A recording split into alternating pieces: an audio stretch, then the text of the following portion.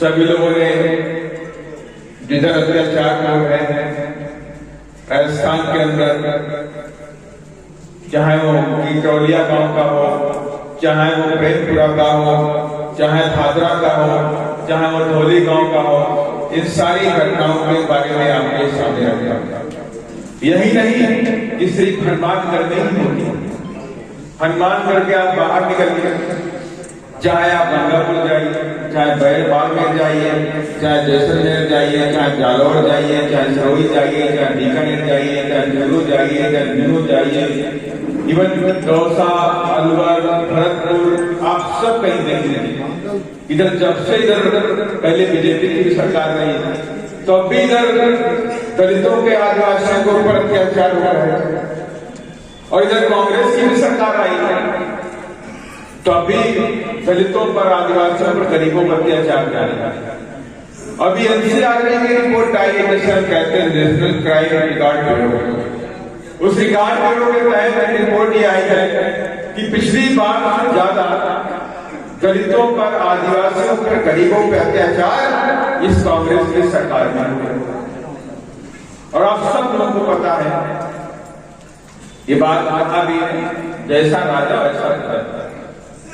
उत्तर प्रदेश इस देश के बानगी है कि मानिया बहन जी के राज्य में 4 बार के शासन काल में एक भी घटना दलितों पर नहीं हुई, क्योंकि जो राजा होता है तो राजा पे कोई अत्याचार नहीं होता। इसीलिए बाबा साहब डॉक्टर अम्बेडकर ने हम सबको राजा बनाने के लिए समझा, और बाबा साहब डॉक्टर अम्बेडकर ने 1935 में कहा कि जाओ मेरे बच्चों, अपने घर की दीवार पर लिख लो आप इस देश के एक शासक बनना। ये बात 1935 में बाबा साहब ने, और बाबा साहब ने कहा जिस दिन आप इस देश के शासक बन जाओगे उसी दिन आपके जीवन के सारे दुख और तकलीफें खत्म हो जाएंगी। ये बात बाबा साहब ने 1935 में, और बाबा साहब ने हमें इस देश का राजा बनाने के लिए तमाम प्रयास किया, और उसी प्रयास के तहत बाबा साहब डॉक्टर भीमराव अम्बेडकर ने हमें वोट का अधिकार दिया। बाबा साहब ये बात जानते थे कि इस देश के बहुजन समाज के जो लोग हैं, हजारों साल से इस देश में गुलामी की जंजीरों में जकड़े हुए हैं। अगर उनकी गुलामी की जंजीरों को न तोड़ा गया, जी मेरा बहुजन समाज इस देश का कभी राजा नहीं बनेगा। इसीलिए बाबा साहब डॉक्टर अम्बेडकर ने हम सबको 2 वोट का अधिकार दिया, 2 वोट का अधिकार दिया। गोलमेज सम्मेलन में लंदन में चली, उस लंदन की गोलमेज सम्मेलन में हमें पूना पैक्ट में 2 वोट का अधिकार दिया, 2 वोट का अधिकार दिलाया, और भी सारे अधिकार दिलाया। जब बाबा साहब डॉक्टर अम्बेडकर ने हमें 2 वोट का अधिकार दिलाया, उस वक्त कांग्रेस के बात बदलती,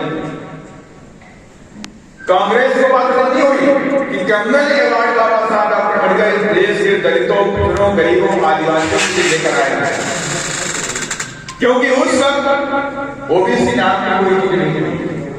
ओबीसी तो 1942 में बना, उससे पहले सारे इस देश में इस रहते थे।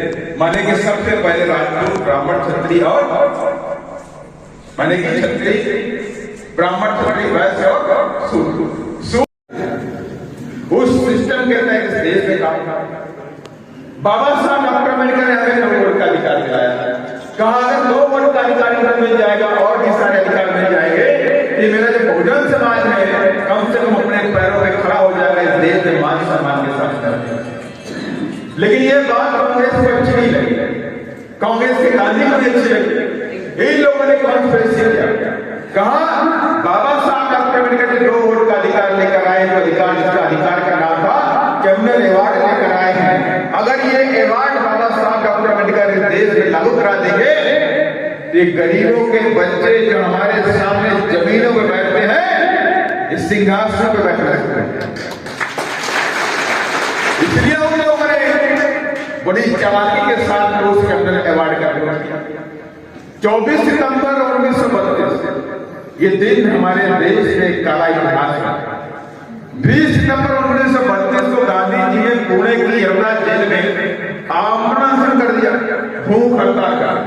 माने कि देश में अंग्रेज रहे, अंग्रेजों से उनकी लड़ाई में रही, कभी भी गांधी जी ने भूख हड़ताल नहीं किया, कभी नहीं। लेकिन दलितों को अधिकार जो मिले, अंग्रेजों ने दलितों को जो अधिकार दिए, उस अधिकारों के खिलाफ गांधी जी ने भूख हड़ताल की, पुणे की यमुना जेल में 4 दिन तक हड़ताल की चली। 4 दिन में बाबा साहब ने तमाम तरह के प्रेशर बनाए, दबाव बनाया कि बाबा साहब डॉक्टर अम्बेडकर आपको गांधी जी को जान लेना पड़ेगा, गांधी जी जो कह रहे हैं उस बात को आप मान नहीं तो हम आपके टुकड़े टुकड़े करेंगे, हम आपको मार डालेंगे। बाबा साहब डॉक्टर अम्बेडकर ने कहा आप मेरे 1000 टुकड़े कर दो, लेकिन मैं अपने समाज के साथ में गद्दारी नहीं करूंगा। जो अधिकार मैं लेकर आया उनके लिए उनको दे करेगा। उसके बाद कांग्रेस से भी सत्य में आ गया कि बाबा साहब डॉक्टर अम्बेडकर को मानने वाले तमाम तरीके के। उसके बाद कई लोगों ने खूब चिट्ठी लिखी कि बाबा साहब समझ जाइए, अगर आपने अधिकार वापस नहीं किए तो आपके लिए अच्छा नहीं होगा। बाबा साहब ने परवाह नहीं। यहां तक कि कांग्रेस ने कहा कि बाबा साहब डॉक्टर अम्बेडकर अगर आपने कर्नल अवार्ड वापस नहीं किया, गांधी जी से समझौता नहीं किया, तो हम आपको खड़े चौराहे पे खंभे में बांध के कोड़े छोड़ेंगे। तो बाबा साहब ने कहा मुझे कल करना चाहे तो आज बोल दो, लेकिन मैं अपने गरीबों के साथ में कोई समझौता नहीं करेगा, उनके हक के साथ में कोई समझौता नहीं करेगा। कांग्रेस ने तब उन्होंने कहा कि बाबा साहब डॉक्टर अम्बेडकर ने एक बात समझ ली, अगर आपने गांधी जी की बातों को नहीं माना, कर्नल अवार्ड में कोई समझौता नहीं किया, तो हम आपको नहीं पाएंगे, हम आपको कुछ नहीं करेंगे। लेकिन जो आप समाज है, भोला वाला समाज, गरीब समाज, जो मेरे खेतों में काम करता है, जो मेरी रोटी पलता है, मेरे कपड़ों जलता है, इस समाज को जलता रहेगा। बाबा साहब ये कुछ भी कर सकते, ये कुछ भी कर सकते हैं। तब बाबा साहब डॉक्टर अम्बेडकर ने 24 सितंबर 1932 को पुणे की यमुना जेल में पूरा फैसले समझौते को साइन किया। कहा जब मेरा भोला वाला समाज ही नहीं रहेगा, जब मेरे गरीब समाज नहीं रहेगा, जिसके लिए मैं अधिकार लेकर आया हूं, अधिकारों को लेकर लेकर आया, तो बाबा साहब से रोते हुए उस अधिकारों में साइन कर दिया। अब विश्व की मीडिया आई, उस मीडिया के लोगों ने बाबा साहब से पूछा कि बाबा साहब डॉक्टर अम्बेडकर अब आप कैसा फील कर रहे हो, कैसा प्रतीत कर रहे हो? तो बाबा साहब दुखी मन से बोले कि जो मैं फड़ों की टोकरी में अपने भोले भाले समाज के लिए, गरीब समाज के लिए जो लेकर आया था, वो फड़ों की टोकरी कांग्रेस और गांधी के लोगों ने मुझसे छीन ली और उसका जूस निकाल करके छिलका मेरे और मेरे समाज के मार दिया। लेकिन बाबा साहब ने कोई प्रयास नहीं किया। बाबा साहब ने अपने छोटी सी उम्र में सोच लिया था कि इस देश में गुलामी का दौर खत्म करेंगे तो ये बंद करके रहेंगे। और उसके बाद बाबा साहब ने हमें वोट का अधिकार दिलाया। वोट का अधिकार दिलाया जब बाबा साहब ने हमको वोट इसलिए मिला कि हमें इस देश का राजा। बाबा साहब जान रहे थे कि ये भोले भाले समाज मेरा, जो गरीब समाज है, ये राजा कैसे बनेगा? ये जंग लड़के राजा नहीं बन सकता, ये हथियार नहीं चला सकता, इसके पास गोला बारूद नहीं है, इसके पास धनुष नहीं है, बंदूकें नहीं है, सेना नहीं है, ये राजा नहीं बन सकता। तो राजा कैसे बनाया जाएगा? तो राजा बनाने के लिए बाबा साहब ने हमें वोट का अधिकार दिया, जो कांग्रेस नहीं चाहती। कांग्रेस नहीं चाहती थी इस देश में दलितों को, आदिवासियों को, पिछड़ों को वोट का अधिकार दिया। लेकिन बाबा साहब ने ठान लिया था कि मुझे अपने समाज के लोगों की हजारों साल की गुलामी की जंजीरों को तोड़ना है। बाबा साहब ने तोड़ दिया।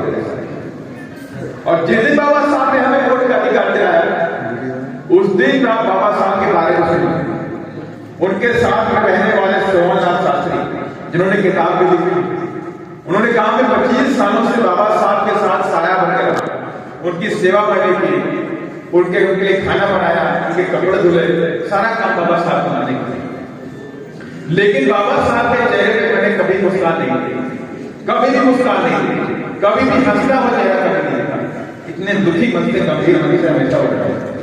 लेकिन बाबा साहब अचानक एक शाम को वापस आते हैं और मंद मंद मुस्कुरा रहे हैं, खुशी की उनके चेहरे। और कमरे में गए, कुर्सी के बारे निकाल के वायलिन गाना बजा दिया, गाना अपने आप बजा दिया, सुन गाना भी गा। तो बाबा साहब के बारे में लोग देख के दंग रह गए कि बाबा साहब के साथ 25 सालों से रहता हूं, लेकिन बाबा साहब का ऐसा चेहरा कभी नहीं देखा कि बाबा साहब मुस्कुरा रहा। और विश्वास नहीं तो आप लोग देखिए, आज गूगल आपके पास है, डाटा इसमें फ्री है, आप चेक करिए, बाबा साहब की सारी फोटो चेक कर लो मोबाइल में, आपको एक भी फोटो बाबा साहब की मुस्कुराती हुई नहीं, एक भी। लेकिन उस दिन बाबा साहब मुस्कुराए। तो 1.25 लाख साथी पानी लेके बाबा साहब के पास पहुंचे। उन्होंने कहा, बाबा साहब आज क्या हो गया? मैं 25 सालों से आपके साथ रहता हूं, लेकिन कभी भी आपने मैंने ऐसे नहीं देखा, आज क्या हो गया बाबा साहब? तो बाबा साहब ने जवाब दिया कि आज मैंने रानी के पेट का ऑपरेशन कर दिया, आज रानी के पेट का ऑपरेशन कर दिया। अब तो राजा बनेगा, रानी के पेट से ही बनेगा, इस वोट से बनेगा राजा। अंग्रेज बहुजन समाज के लोग इस देश के राजा। इसलिए मैं कहता हूं कि जो वोट है, इस वोट को आप कमजोर मत समझिए। ये वोट हथियार है बाबा साहब ने, ऐसा हथियार बाबा साहब ने हमको दिया है कि अगर हम पर अत्याचार होता, हमारी गरीबी है, हमारी बेरोजगारी है, हमारे पास शिक्षा नहीं है, हमारे पास अच्छे घर नहीं है, हमारे पास जमीनें नहीं है, हमारे पास बिजनेस नहीं है, इस सब से लड़ने का हथियार वोट है। अगर उस वोट का सही इस्तेमाल कर रहे हैं तो ये सारी चीजें खत्म हो जाएगी, ये गरीबी खत्म हो जाएगी, बेरोजगारी खत्म हो जाएगी, बेचारी खत्म हो जाएगी, ये ऊंच नीच खत्म हो जाएगी, जातिवाद खत्म हो जाएगा, शिक्षा मिल जाएगी, रोजगार मिल जाएगा, अच्छे मकान मिल जाएंगे, इसी वोट के। इस वोट के बारे में बाबा साहब ने कहा कि वोट एक तिखारी तलवार है, ऐसी तलवार जिसके दोनों तरफ था, अगर इसका सही इस्तेमाल करोगे तो दुश्मन का गला काटोगे, और गलत इस्तेमाल करोगे तो अपना गला काटोगे। 74 साल हो गए देश को आजाद, 74 साल से देश में इलेक्शन की होगी, लेकिन जो मेरा बहुजन समाज है वो आज भी वैसे रहता है, वो गरीबी में रहता है, उसके पास शिक्षा नहीं है, वो जातिवाद का शिकार है, उनकी बहू बेटियों के साथ रेप होता है, मर्डर होता है, हमारे नौजवान साथी जो बुढ़ाड़ होते हैं उनका मर्डर होता है। किस लिए होता है और क्यों होता है? इसका जिम्मेदार, अगर हम कहें जिम्मेदार गहलोत है, मैं कहूँगा बिल्कुल गहलोत नहीं है, बीजेपी नहीं है, इसका जिम्मेदार हम स्वयं हैं, क्योंकि बाबा साहब ने जो रास्ता बताया उस रास्ते पर चलते हैं। बाबा साहब ने रास्ता बताया उस रास्ते पे अगर चले तो हम इस देश की पार्लियामेंट में कब्जा करें। लेकिन आज तक नहीं, 1935 से लेकर 2021 एक लंबा सफर, लेकिन इस लंबे सफर में भी हम इस देश के राजा नहीं बन पाए, क्योंकि हम बाबा साहब की बताई हुई बातों पर चलते रहते हैं। बाबा साहब को मानते हैं, 6 दिसंबर को बाबा साहब को याद करते हैं, नमन करते हैं, 14 अप्रैल को बाबा साहब की जयंती बड़ी धूमधाम से मनाते हैं, लेकिन बाबा साहब की विचारधारा को अपने जीवन में उतारते हैं। अगर बाबा साहब की विचारधारा को अपने जीवन में उतारते हैं तो हम इस देश के राजा बन जाएंगे। और वो कैसे बनेंगे? इसके लिए बाबा साहब ने हमको उपदेश दिए, कहा पहला काम कहा कि मेरे बच्चों शिक्षित बनो, शिक्षित बनो। दूसरा बाबा साहब ने कहा संघर्ष करो, और तीसरा बाबा साहब ने कहा संगठित रहो, एक।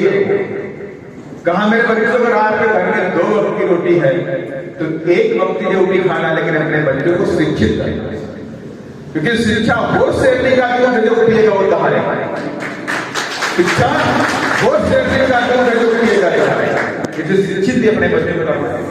और दूसरी बात बाबा साहब ने कही संघर्ष, जीवन भर बाबा साहब ने संघर्ष किया। अगर बाबा साहब ने संघर्ष नहीं किया होता तो क्या आप आज इस कुर्सी बैठे हो कि राम जी गौतम दलित का बेटा इस देश की सबसे बड़ी पंचायत में बैठ करके आपके हक की बात को रखता नहीं रह पाता। इसलिए कहता संघर्ष, संघर्ष से ही हमारा काम होने वाला है। और बाबा साहब ने भी कहा कि हमारे जो आपको समझाने का अधिकार दिया है, उस अधिकारों को पाने के लिए आपको संघर्ष करना है, क्योंकि अधिकार मांगे नहीं जाते हैं, अधिकार छीने जाते हैं। दूसरी बात और तीसरी बात बाबा साहब ने कही, संगठित रहो। अगर संगठित रहोगे देश का राजा बन जाएगा।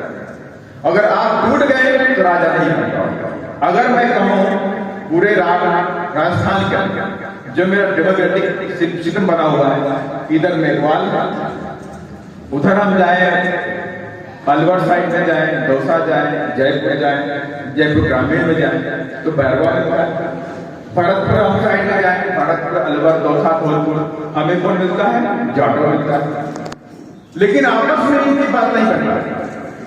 जो बाबा साहब के फॉलोवर हैं वो तो मानते हैं, जो बाबा साहब के मानने वाले लोग हैं वो मेरे सामने बैठे हैं, जो बाबा साहब के मानने वाले लोग हैं वो सारे मेरे सामने बैठे हैं।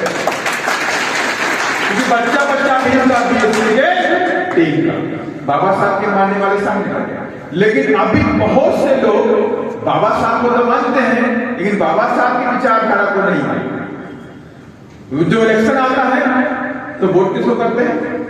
कांग्रेस को करते हैं। जबकि बाबा साहब ने कांग्रेस के बारे में कहा था, जो 1953-52 का चुनाव बाबा साहब को कांग्रेस ने हराया, 1952 इसके बारे में आपको बताओ। छोटी सी बात कि बाबा साहब के बारे में 2 बात जान लीजिए और कांग्रेस के बारे में जान लीजिए 2 बातें। कि बाबा साहब डॉक्टर अम्बेडकर ने जब हमें वोट का अधिकार दिला दिया, उसके बाद कांग्रेस और देश आजाद करने की घोषणा अंग्रेजों ने कर दी कि हम 2050 तक आपके देश को आजाद करेंगे, 2048 तक आपके देश को आजाद करेंगे। डेट नहीं फिक्स। अभी बात करें जब अंग्रेज देश को आजाद कर देंगे तो देश के अंदर संविधान होना चाहिए, देश के पास अपने नियम कानून होने चाहिए, जिस नियम और कानून के तहत देश चलेगा। अब उससे कौन बनाएगा? तो इससे ये बात बनी कि हम एक संवैधानिक कमेटी बनाएंगे, संविधान सभा बनाएंगे और उस संविधान सभा के जो मेंबर होंगे वो लोग संविधान को बनाने का काम करेंगे। ये बात सिंपल सी, मैंने छोटी बात कही आपको। अब ये बात चली पूरे देश के अंदर की संविधान सभा बन रही है तो बाबा साहब भी चाह रहे थे कि हम संविधान सभा में जाके पहुंचे और संविधान सभा में जा करके दलितों के लिए, आदिवासियों के लिए, गरीबों के लिए, पिछड़ों के लिए उनकी बात को हम रखें, उनके मान सम्मान की बात को रखें, उनके लिए नियम और कानून की बात को रखें, ताकि इनके बच्चे भी इस देश के अंदर मान सम्मान के साथ में सर उठा कर ये बात बाबा साहब चाहते हैं। लेकिन कांग्रेसियों ने क्या कहा? कांग्रेसियों ने कहा कि मैं देखता हूं कि डॉक्टर अम्बेडकर कैसे संविधान सभा में पहुंचते हैं। मैंने रोशनदान कर एक बात कांग्रेसियों की है, लिखी हुई बातें बता रहा हूं आपको। कहा कि मैंने रोशनदान बंद कर दिया, खिड़कियां बंद कर दी है, तो दरवाजे पे 9 बन के ताले लगा दिए हैं। देखता हूं कि डॉक्टर अम्बेडकर संविधान सभा में कैसे पहुंचे। और बाबा साहब ने ठान लिया कि मैं संविधान सभा में जाकर रहूंगा, कांग्रेस कितनी ताकत लगा ले मुझे रोकने के लिए, मैं जाकर रहूंगा, मैं दिखा के रहूंगा। और उसके बाद पश्चिम बंगाल के लोग बाबा साहब को मानने वाले लोग, जिसे कहते हैं जयसर और खुल्ला, वहां के लोगों ने बाबा साहब से कहा कि बाबा साहब डॉक्टर अम्बेडकर आप पश्चिम बंगाल आ जाइए, जयसर और खुल्ला यहाँ पे हमारी आबादी 51% के ऊपर, माने कि करीब 35% आबादी वहां पर चंडाल, जो यहाँ पे मेघवाल है, जो वहां बैरवा है, जो वहां पे जाटव है, जो वहां पे दोहरे है, उसको पश्चिम बंगाल में क्या बोलते हैं? चंडाल, उसे चंडाल बोलते हैं। और मुसलमान उन लोगों ने कहा बाबा साहब हमारे यहाँ आ जाइए, हम आपको जिता करके संविधान सभा में भेजने का काम करेंगे। बाबा साहब वहां पहुंचे और बाबा साहब चुनाव जीत गए।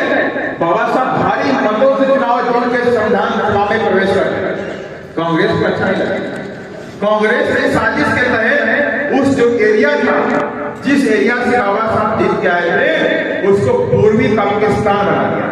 पूर्वी पाकिस्तान जैसर और खुल्ला का नियम था, माने कि वहां 51% आबादी हिंदुओं की थी, उसको उन लोगों ने पूर्वी पाकिस्तान बना दिया। जबकि नियम था कि जहां 51% के ऊपर मुस्लिम आबादी होगी वो क्षेत्र पाकिस्तान में जाएगा, लेकिन जहां 51% हिंदुओं की आबादी है वो क्षेत्र पाकिस्तान में नहीं जाएगा। लेकिन कांग्रेस ने साजिश करके उसको भेज दिया और बाबा साहब से कहा कि बाबा साहब डॉक्टर अम्बेडकर अब आप भारत के मेंबर नहीं है, अब आप पाकिस्तान के मेंबर हैं, आपको पाकिस्तान जाना है। बाबा साहब ने कहा मेरा समाज यहाँ रहता है, मेरे लोग यहाँ रहते हैं, आज भी गुलामी का दौर है, गरीबी की दौर है, बेरोजगारी का दौर है। इनको छोड़कर मैं नहीं जाने वाला। बाबा साहब ने रिजाइन कर दिया, लेकिन बाबा साहब पाकिस्तान नहीं गए। फिर बाबा साहब ने अंग्रेजों से कहा कि आप तो देश का पावर ट्रांसफर करके चले जाओगे, अपनी पावर कांग्रेस के हाथ में लेकर चले जाओगे, लेकिन मेरे भोले भाले समाज का क्या होगा, इस गरीब समाज का? इस देश में जो हजारों साल से गुलामी की जंजीरों में झगड़ा समाज है, जो जात पात का डर झेलता है, गरीबी का डर झेलता है, उनका क्या? तो अंग्रेजों ने बाबा साहब की बात को समझा और अंग्रेजों ने कांग्रेस से कहा कि हम पावर का ट्रांसफर अभी नहीं करेंगे। कांग्रेस से कहा हम पावर का ट्रांसफर अभी नहीं करेंगे जब तक आप बाबा साहब डॉक्टर अम्बेडकर को दोबारा संविधान सभा में नहीं करेंगे। ये बात अंग्रेजों ने कही। तब कांग्रेस सत्ता में आई और कांग्रेस ने अपनी एक सीट, पुणे की सीट, मुकुंद राय चक्कर की सीट को खाली कराया और बाबा साहब को वहां चुनाव जीता करके संविधान सभा में लेकर गए। तब अंग्रेजों ने देश के पावर का ट्रांसफर किया और उसके बाद आप सब जानते हैं जब बाबा साहब को संविधान लिखने का मौका मिला, संविधान सभा में जाने का मौका मिला, तो अध्यक्ष भी संविधान सभा के पूर्व बने और अपनी काबिलियत के दम पे बने हैं, किसी के रहनुम काम पे नहीं बने, अपनी काबिलियत के दम पे। बाबा साहब डॉक्टर अम्बेडकर के बारे में बताते हैं जब संविधान बन रहा था तो कांग्रेस के लोगों ने लंदन में फोन किया, इंग्लैंड फोन किया, ऑक्सफोर्ड यूनिवर्सिटी फोन किया, वहां के कानूनी विशेषज्ञों से बात कर कि हमें भारत का संविधान बनाना है, आप हमें एक ऐसा कोई व्यक्ति दो, ऐसा कोई चेहरा दो जिसे बहुत ज्यादा कानून की नॉलेज हो, कानून का ज्ञाता हो।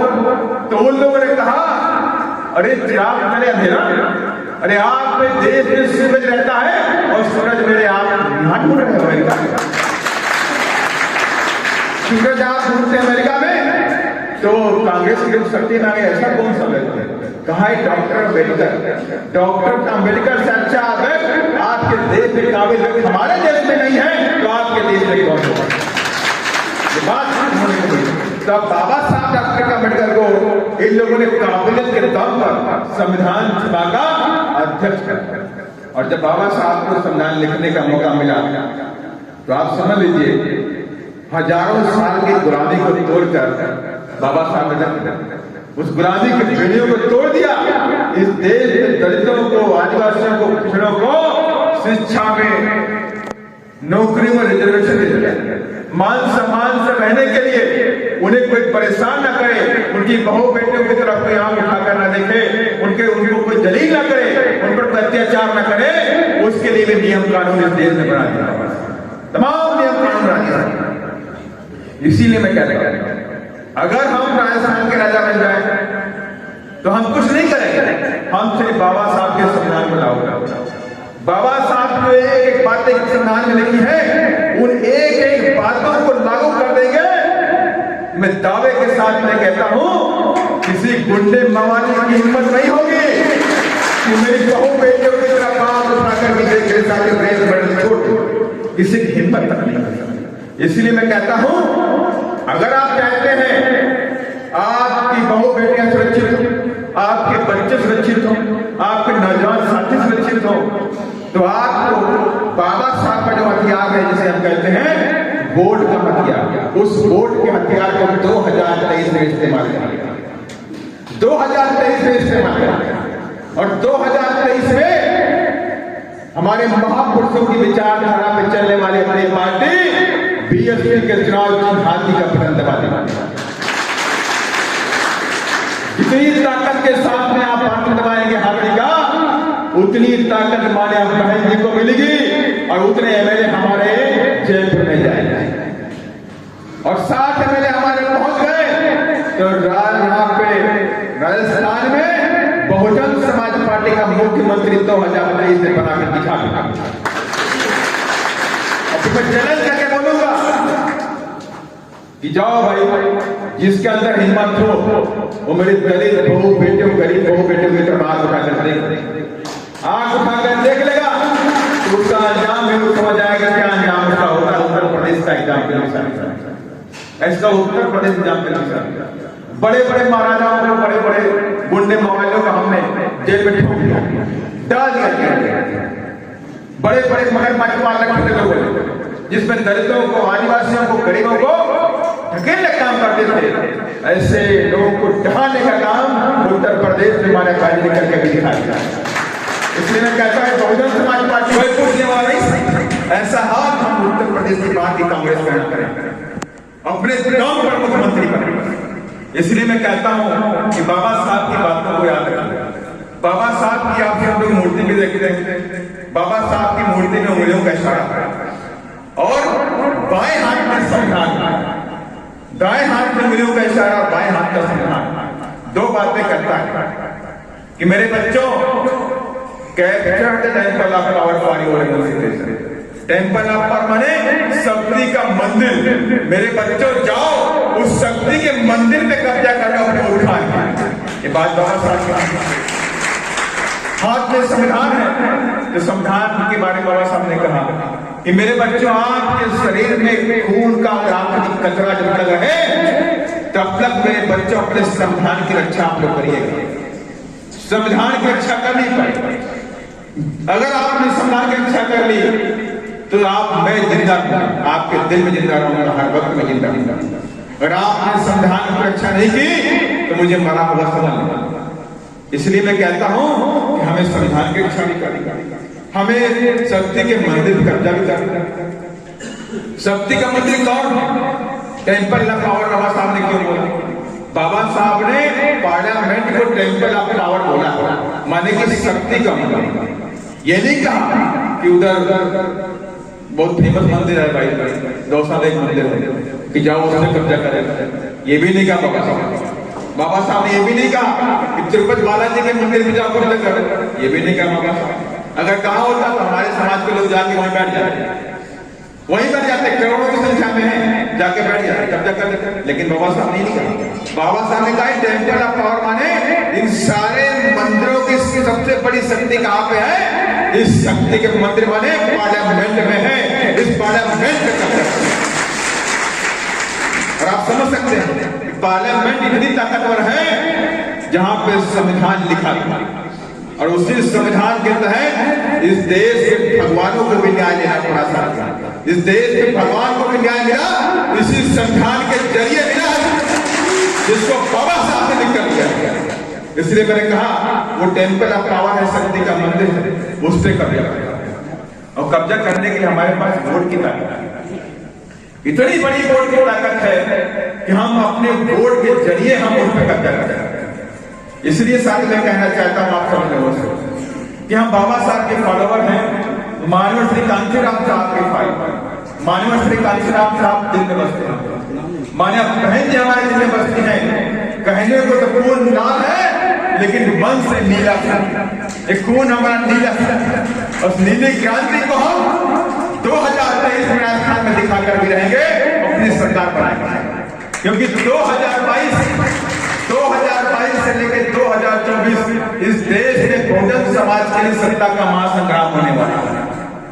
इस सत्ता का महासंग्राम है 2022 से लेकर 2024। इसको आप नोट कर लीजिए, मैं जो बता रहा हूं उसको दिमाग में डालिए। 2022 से लेकर 2024 इस देश में बहुजन समाज के लिए सत्ता का महासंग्राम।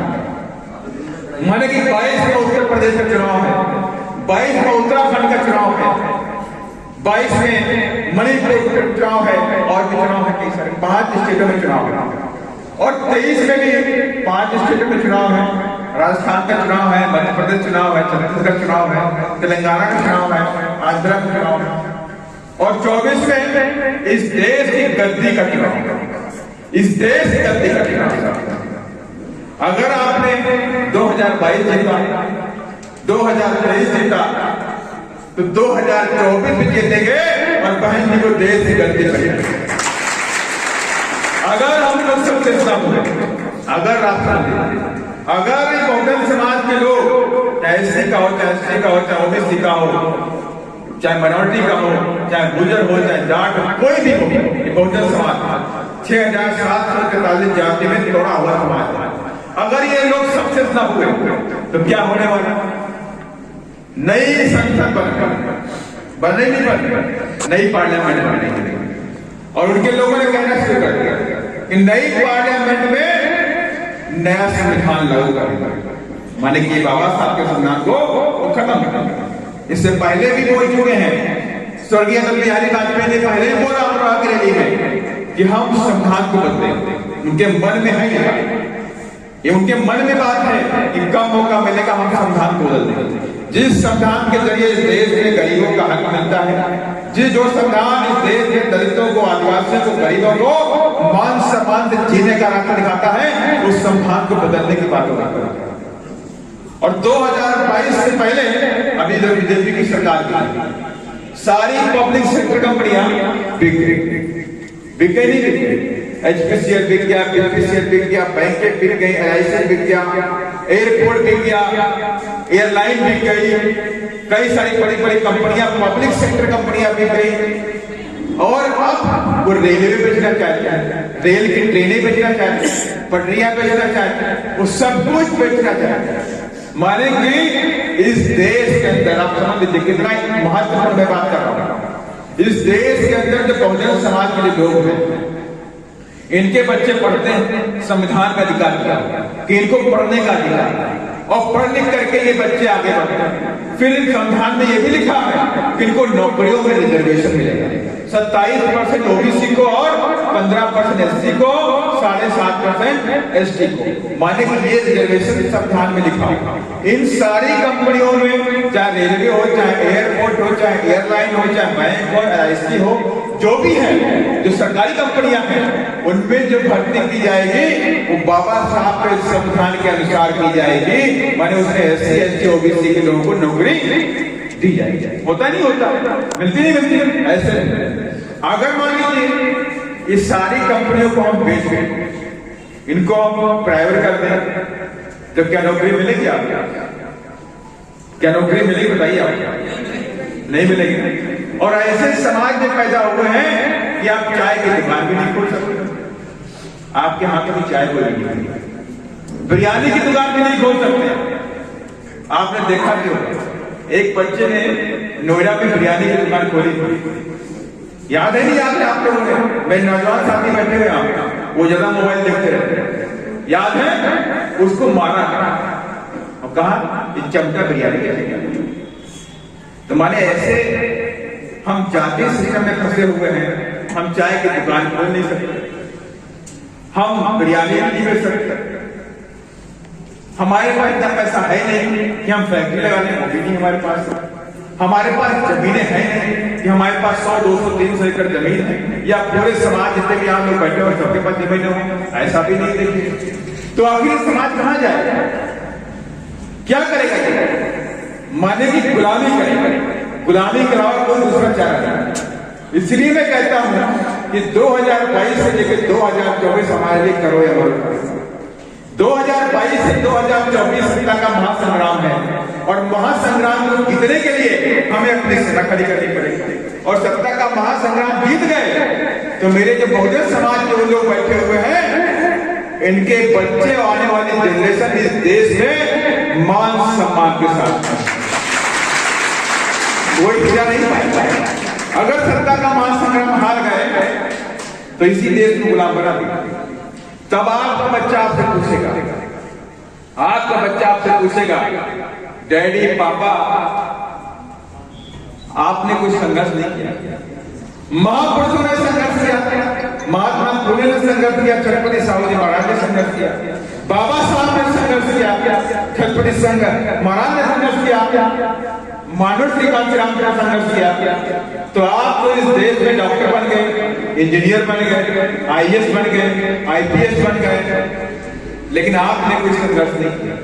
अगर आपने संघर्ष किया होता तो कम से कम हम आपके तरह डॉक्टर बन जाते, इंजीनियर बन जाते, ना कि हम गुलाम बन जाते। उस वक्त आपकी आंखों में सिर्फ आंसू होगा, उस वक्त आपकी आंखों में सिर्फ आंसू होगा, और उसके सिवा कुछ और नहीं होगा। इसलिए मैं कहता हूं अभी समझ जाए, अभी मौका है हमारे। 2022 से लेकर 2024 इस सत्ता के महासंग्राम को जीतने के लिए हमें कमर कसनी पड़ेगी, नीले कफन को सर में बांध लेना पड़ेगा, और हमारे टीम को खड़ी करना। हमारे नौजवान साथी जितने बैठे हुए हैं, या ज्यादा जिम्मेदारी बनती है कि आप अपनी पार्टी की विचारधारा को आगे लेकर, क्योंकि जो हमारे बुजुर्ग साथी बैठे हुए हैं उन लोगों ने बहुत उस मोमेंट को वहां से लेकर के आज यहाँ तक खड़ा कर दिया। और आज भी बहुजन समाज पार्टी देश से तीसरे नंबर की राष्ट्रीय पार्टी वोट बैंक के साथ, तीसरे नंबर की राष्ट्रीय पार्टी वोट बैंक के साथ इस मोमेंट को लाकर रखा। अब हमारे नौजवान साथियों की जरूरत है कि नीले कफन को सर में बांधकर इस कार्य को, इस आंदोलन को इस देश के साथ लेकर चलने का काम आता है। और इसके लिए माननीय भाई ने भी कहा है 50% युवाओं की भागीदारी होनी चाहिए। 50% युवा बैठेंगे, 50% युवा हमारी विधानसभा कमेटी में रहेंगे, सेक्टर कमेटी में रहेंगे, जिला कमेटी में रहेंगे, जोन कमेटी में रहेंगे और 50% युवा हमारी प्रदेश कमेटी में भी रहेंगे। साथ ही ये हमारे अधिकारी और हमें अपनी सेना को मजबूत करना। अगर हमारी सेना मजबूत है, गांव-गांव में हमारे बसपा के लोग डंडे और झंडे के साथ मजबूती से खड़े हैं तो 2023 से हमें कोई रोक नहीं पाएगा, कोई नहीं रोक पाएगा। और इसलिए उस चीज को हमें गांव-गांव में जाकर करना पड़ेगा, अपनी सेना खड़ी करें।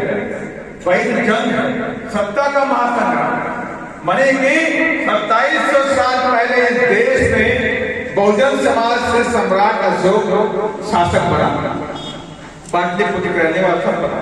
सम्राट अशोक के बाद इस देश में आज तक कोई भी बहुजन समाज का व्यक्ति शासक नहीं बना। मालिक की लड़ाई है वो बड़ी आसान नहीं, ये जो जंग है ये बड़ी कठिन है। जो 2700 सालों तक हमारे महापुरुष जंग करते करते हार गए, लेकिन हम सत्ता में नहीं है। वो तो धन्य है मानव श्री कांशीराम साहब, धन्य है हमारी बहन कि जिन्होंने 7 दिन संघर्ष करके उत्तर प्रदेश में 4-4 बार हम लोगों को राजा बनाया, हम लोग राजा बनाए। ये ध्यान रखना, तो जब उत्तर प्रदेश में राजा बन सकते हैं तो राजस्थान में भी हम राजा बन सकते हैं, बिल्कुल बन सकते। और इसके लिए सबसे पहला काम इन दो पार्टियों को खत्म करना, एक बीजेपी का दूसरा कांग्रेस। अगर इन दोनों पार्टियों को खत्म नहीं करेंगे तब लगे मेरा बहुजन समाज इस देश का राजा नहीं है। क्योंकि इन पार्टियों में जो लोग हैं वो आपका पता नहीं करते, भले ही हमारे समाज का। अगर आप देखिए हनुमानगढ़ में 2 घटनाएं घटी, एक बच्चे को मारा गया कि करौलिया गांव, याद नहीं याद? विनोद नाम, विनोद नहीं, उसको क्यों मारा? 14 अप्रैल को उसने बाबा साहब के पोस्टर को अपने दीवार में लगा दिया, उसको लेकर लड़ाई हुई और उस बच्चे को मार दिया। और जब उसने पुलिस में पाया जाएगा उसके बाद मार दिया। माने की घटना हुई, माने बाबा साहब की पोस्टर लगाने से मर गए। तो आप क्या समझते हैं कि लड़ाई आसान है? बिल्कुल लड़ाई आसान है। हमें डंडे झंडे के साथ मजबूती से अपनी टीम खड़ी करें, और जब टीम हमारी कर जाएगी तो हम ताकत में आएंगे, हम साथ आएंगे। और जिस दिन हम यहाँ के राजा बनेंगे उस दिन सारी गरीबी करेंगे, कोई गरीब नहीं करेगा। अभी कह रहे थे कांग्रेस साथी बोल रहे थे क्या मुख्यमंत्री 1 लाख लोगों को नौकरी दे सकता है? बहुत छोटी सी बात है। अरे उत्तर प्रदेश से माने पहले 1 करोड़ लोगों को नौकरी, 1 लाख छोड़ दीजिए, 4 माह के शासन में माया बहन ने 1 करोड़ लोगों को, दलितों, पिछड़ों, आदिवासियों, गरीबों को 1 करोड़ लोगों को पूरा बैकलॉग भर के नौकरी दी। 85,000 टीचर भर्ती करी, 85,000 टीचर, 2.5 लाख पुलिस में, 11 लाख बाबू, ऐसे तमाम तरह के नौकरी लगा के माने बहन ने भर दिया। 1,08,000 सफाई कर्मचारी, गांव में सफाई कर्मचारी, पंचायत लेवल के सफाई कर्मचारी, उनकी तनख्वाह भी 25,000 रुपए कब थी? 2010 में 25,000 रुपए उनकी तनख्वाह थी जो गांव में सफाई कर्मचारी थे। आज उनकी तनख्वाह 45,000 रुपए। और एक बात समझ लीजिए, एक ही जात के लोग काम नहीं करते वहां पे, ये जो सफाई का जो काम है वो सारी जातियों के लोग खुशी खुशी उत्तर प्रदेश में जाते हैं, खुशी खुशी उत्तर प्रदेश। इसलिए मैंने कहा जिस दिन आपके हाथों में मुख्यमंत्री की पावर होगी 1 लाख छोड़ दीजिए, हर घर में नौकरी देंगे। कितनी नौकरी? हर घर में गरीबी खत्म करें। उत्तर प्रदेश में 4 लाख एकड़ जमीन, 4 लाख एकड़ जमीन आप सोच नहीं सकते कितनी होती। 4 लाख एकड़ जमीन मान्या बहन ने उत्तर प्रदेश में पट्टे में देने का काम किया। 2 से 2.5 एकड़ जमीन, 2 से 2.5 एकड़ जमीन गरीबों को जो गांव में रहते थे उनके पास जमीनें नहीं थी, वो हमेशा दूसरों की मजदूरी करते थे, जो हमेशा दूसरों की फसल काटते थे, बोते थे, यही काम उनके पास था। ऐसे लोगों को मान्या बहन ने 4.5 लाख एकड़ जमीन को कब्जा करके, जमीन तो कहीं है ही नहीं, कहीं है भैया कि जमीन खाली पड़ी है, नहीं पड़ी। लेकिन मानव सिंह कांशीराम साहब ने नारा दिया था कि जो जमीन सरकारी है वो जमीन हमारी। तो जितनी सरकारी जमीन थी मान्या बहन सब बांट, सब गरीबों बांट। उसके बाद भी गरीब तो बात आई कि जमीन कब पड़ गई, तो मान्या बहन ने कहा जमीन कैसे कब पड़ गई। तो कुछ लोगों ने कहा मान्या बहन उत्तर प्रदेश में बहुत बड़े बड़े भूमाफिया, लैंड माफिया, इनके पास 1000 एकड़, 500 एकड़, 2000 एकड़, इतनी बड़ी बड़ी जमीनों के मालिक बनने का। मेरे राज्य में भूमाफिया, किसकी हिम्मत हो गई कि जो मेरे राज्य में भूमाफिया बन के रहेगा। रात में मैंने कैबिनेट की मीटिंग बुलाई और कैबिनेट की मीटिंग बुला करके 12B वहां का चकबंदी का नियम है, 12B4 उसने बदलाव किया और जितने भूमाफिया थे उन भूमाफियाओं की जमीन को कब्जा करके गरीबों को बांटने का काम उत्तर प्रदेश में किया गया। हिम्मत उत्तर प्रदेश में। इसलिए साथियों जो बात है,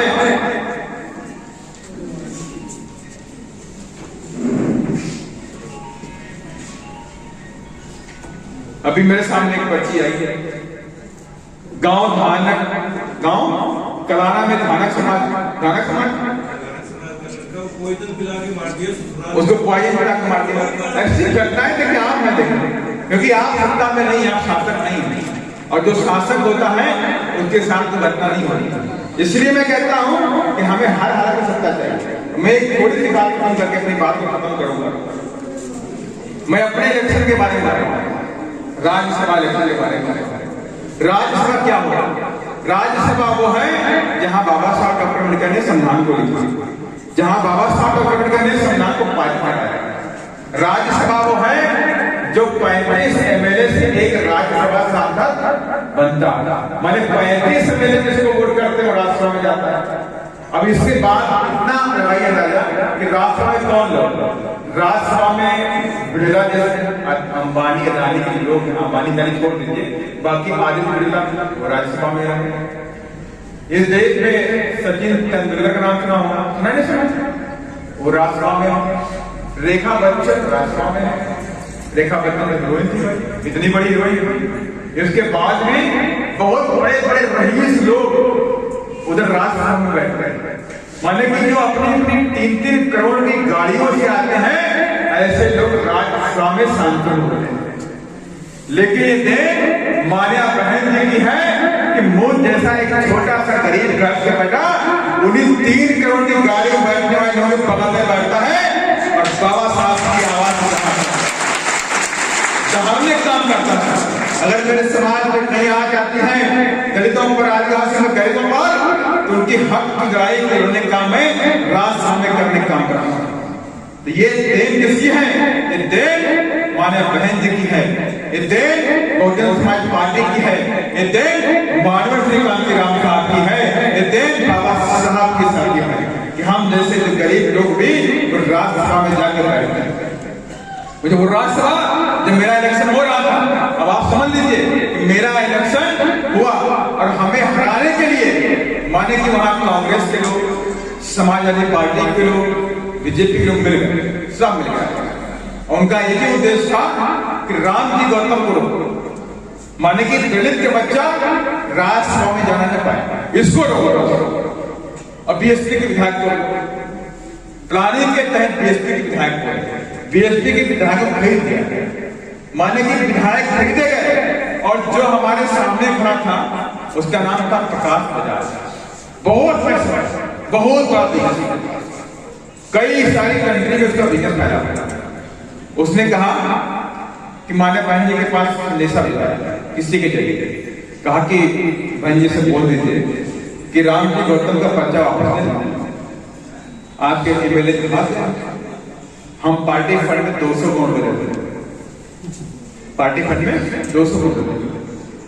तो मान्य बहन ने जवाब दिया, बहुजन समाज पार्टी इस देश में गरीबों के लिए काम करती है, दलितों के लिए काम करती है, आदिवासियों के लिए काम करती है, पिछड़ों के लिए काम करती है। बहुजन समाज पार्टी बाबा साहब की विचारधारा में चलने वाली है, उसके पैसे में काम नहीं चलेगा, उसके पैसे में लाभ मारती हूँ मैं।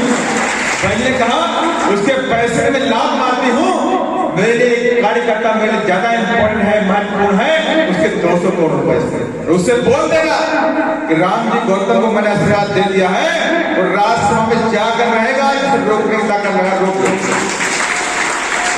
और देखिए मान्य बहन जी का आशीर्वाद, महापुरुषों का आशीर्वाद, आप सबके प्यार से मेरा सिलेक्शन हुआ, इलेक्शन भी नहीं हुआ, इलेक्शन भी नहीं हुआ, उसका पर्चा ही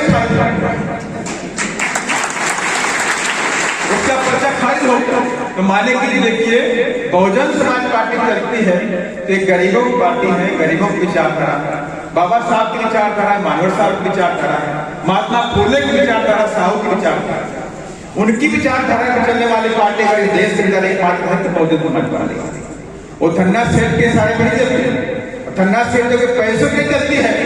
इसीलिए हम सब लोग अपनी अपनी पार्टी को हर बार कहीं 50 रुपए, कहीं 100 रुपए, कहीं 200 रुपए पार्टी में देते रहते, देते ही देते भाई आप सब। इधर प्रोग्राम भी हो रहा है तो मेरे जिम्मेदार साथी हम लोगों ने पैसा दिया होगा तो प्रोग्राम इधर हो रहा है। ऐसे ही हम सारे काम करते, हम किसी धन्ना सेठ के सामने हाथ नहीं करते, हम लोग स्वाभिमानी लोग, हम स्वाभिमानी लोग हैं। ये जो मूवमेंट है जो बीएसपी है इसे बोलते हैं सेल्फ रिस्पेक्ट मूवमेंट। ये सेल्फ रिस्पेक्ट मूवमेंट है, किसी के हाथ नहीं चलाते। हम कम बातों से काम चलाएंगे, कम पैसे से काम चलाएंगे, लेकिन अपने जमीन को जिंदा रखेंगे, लेकिन मारेंगे सब कभी नहीं। इसलिए हम सब लोगों का दायित्व बनता है कि हम लोग अपनी पार्टी को जिंदा भी रखें और पार्टी को चलाने के लिए हम लोग हमेशा, जैसे मान्य बहन जी का जन्मदिन आता है, जब हम किसी धन्ना सेठ से 1 रुपया नहीं लेते, मानव से कांशीराम साहब ने जब पार्टी बनाई तो कह दिया कि बहुजन समाज पार्टी जब चलेगी, माने कि कांग्रेस है, बीजेपी, तमाम पार्टी देश के अंदर है, ये सारे लोग धन्ना सेठों के चंदे चलते हैं। माने कि बड़े बड़े बिजनेसमैन अडानी, अंबानी, टाटा, बिरला, ये सारे लोग चंदा देते हैं, उस चंदे से चलती पार्टी। अभी बीजेपी को 4000 करोड़ रुपए चंदा मिला, 4000 करोड़। कांग्रेस को भी करीब 1000 करोड़ रुपए चंदा मिला, उनके चंदे से पार्टी चली। लेकिन बहुजन समाज पार्टी को 1 रुपया भी चंदे में नहीं मिला। बहुजन समाज पार्टी आपके खून पसीने की कमाई से चलती है, धन्ना सेठों के हराम के पैसे नहीं। और इसीलिए बहुजन समाज पार्टी आज भी पूरे ताकत के साथ में, पूरे मान सम्मान के साथ में नीला झंडा पूरे देश में दिखाई पड़ता है, पूरी ताकत के साथ दिखाई पड़ता है। और आपने देखा भी है कि उत्तर प्रदेश छोड़ दीजिए, उत्तर प्रदेश के साथ में, राजस्थान के साथ में, मध्य प्रदेश के साथ में, तेलंगाना में भी बीएसपी की रैली हुई। तेलंगाना में 5 लाख लोगों की उत्तर वहां पे रैली हुई, 5 लाख लोगों की।